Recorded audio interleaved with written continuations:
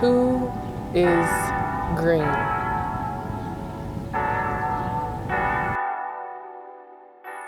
What would green embody if they were a person? And who would they look like?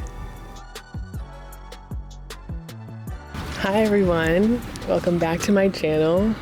To be fully transparent right now, I didn't want to be the person with the mic, but I have to be the person with the mic if I want to sit outside and film in New York City, because the amount of noises that are surrounding me right now, this is my 4th time sitting out here trying to do this. 4 times.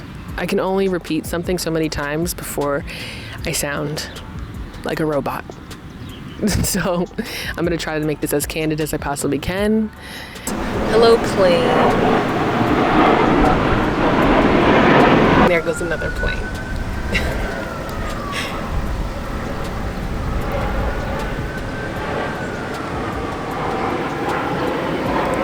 Endless noise.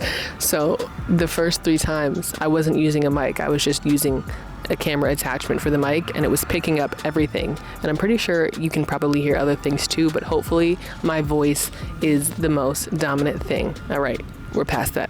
Let's get into it. So thank you for tuning in today. My name is Shantae, and I'm a Brooklyn-based artist.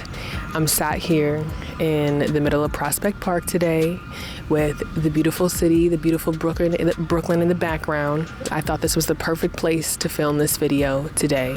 This video is about personifying the color green. Okay, who is green? What would they look like if they were a person? Now, I thought about the impossible task of describing a color to someone who has never seen color before. How do you do that? How do you describe color? What is color adjacent to? Color is so unique in itself that you couldn't possibly describe it to someone who's never seen it before. Isn't that incredible? That is how unique color is. So I thought it would be interesting if I would capture the characteristics of a color and embody those characteristics as if they were a real life breathing person. Someone who's walking around making important and unimportant life decisions. What would that person look like? Now, I'm not conjuring up this person.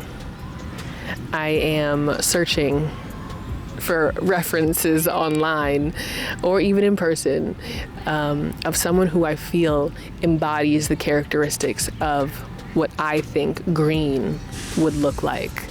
And to me, after gathering my green data over the last few weeks, just going around living my everyday life, anytime I would see the color green, I would take a quick snapshot. I've narrowed down a few characteristics of what I feel green is. And to me, green is abundant. Green is wise. Green is humble. Green is playful. And green is mischievous. That's how I see the color green. And I took those characteristics and I found someone who I feel embodies those characteristics, who exudes those. I don't want to have to say characteristics again because I've already said it like 5,000 times, but you get the gist. So come along with me as I paint. This is also going to be a paint along with just a little chat about personifying color. So let's get into it.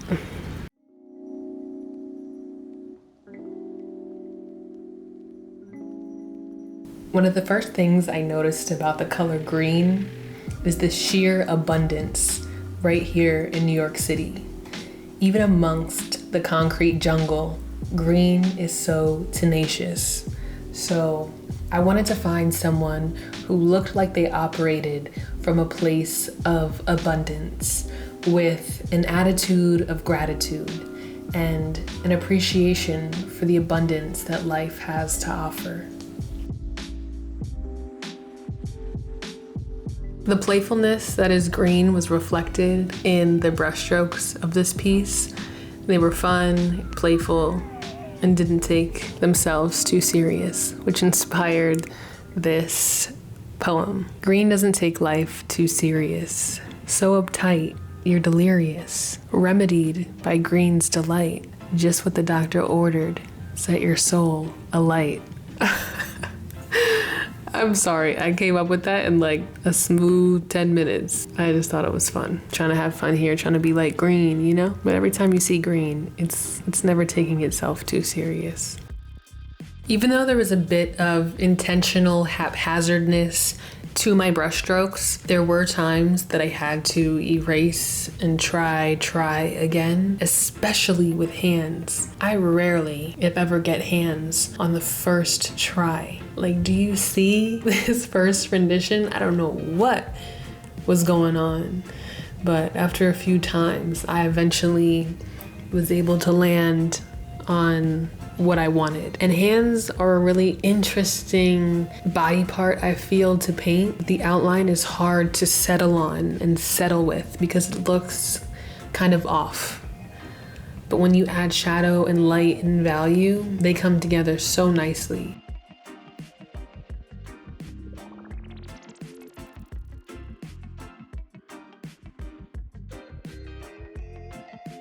I saved the face for last, and I was nervous going into it because if the face card declines, there's no hope for the painting.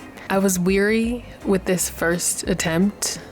Those eyebrows, far too high. And I caught myself clinging too closely to a literal translation of her features. Within the very beginning, I noticed I was putting down just too many brush strokes, trying to draw exactly what I saw. It's more about interpretation than it is exact duplication.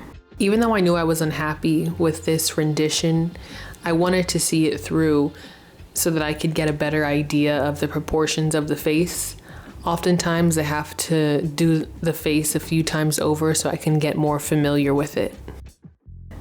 The less brush strokes, the better the representation of a feature. And I know it sounds counterintuitive, but that's the secret sauce.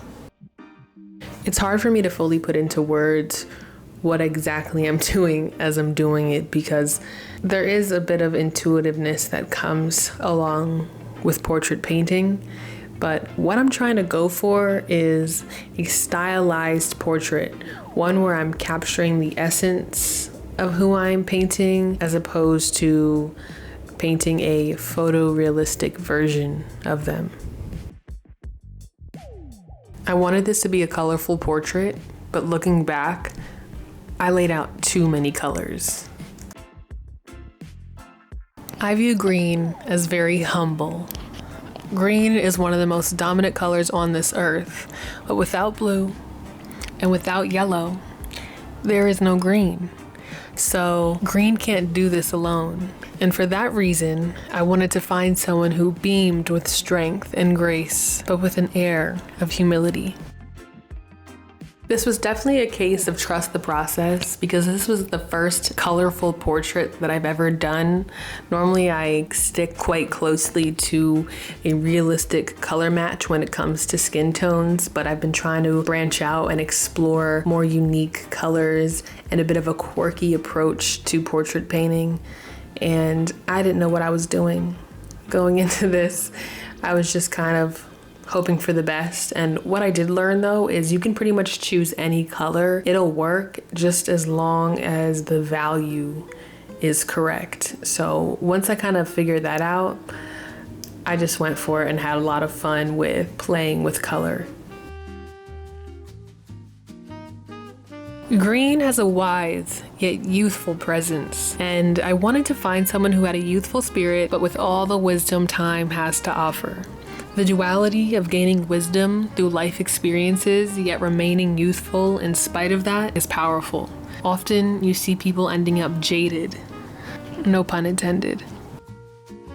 Instead of saving the face for last, like I did with the underdrawing, I went right into the face And surprisingly, I was quite happy with how it turned out. So moving on to the rest of the body felt like a breeze.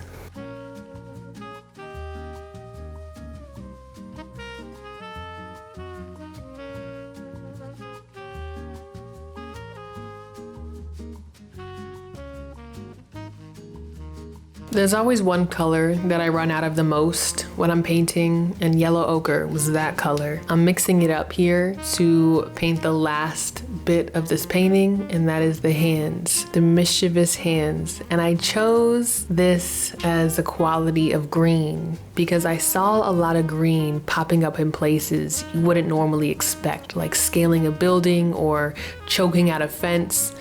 It seems that green always finds a way and makes space for itself in the most unexpected of places.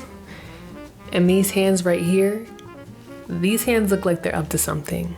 These hands look like they're plotting something. So I really loved the pose in this particular image that I chose.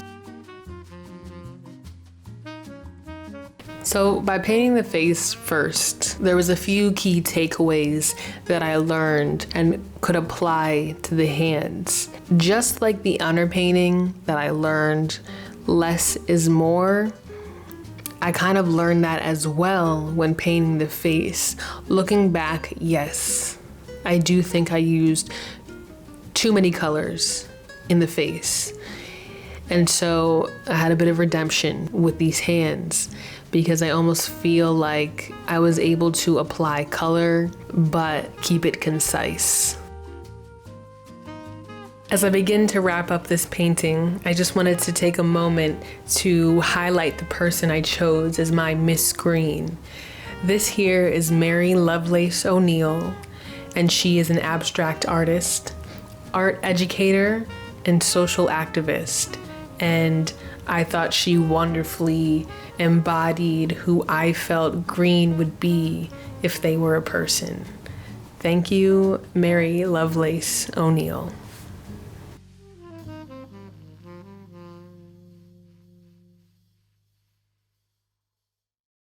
I thought this was such a fun little challenge that I did. So let me know if you see any greens in your life, any purples in your life, any oranges in your life, any reds in your life. What do those types of colors exude to you? I hope you enjoyed that video today. I had such a fun time coming up with this and seeing it fleshed out from beginning to end. What is this? Can y'all see that? Move that out of the way. I'm sure it was in my video the whole time. Fantastic. That's okay. But thank you so much for joining me on this video today. I plan to do other colors, but I don't know, it just felt right to do green first. It's in the morning right now. I think I might want to go ride the bike around Prospect. You know how you can rent one of the Lyft bikes and go ride it around? I have to go back home quick and let my dog out, but I might come back to the park and celebrate this final take with a bike ride around the park. Sounds kind of nice. Also, I need to put some sunscreen on. I rushed out the door with no sunscreen. Now I'm just rambling. Okay. I'll see you guys on the next one. Bye. Thanks for tuning in.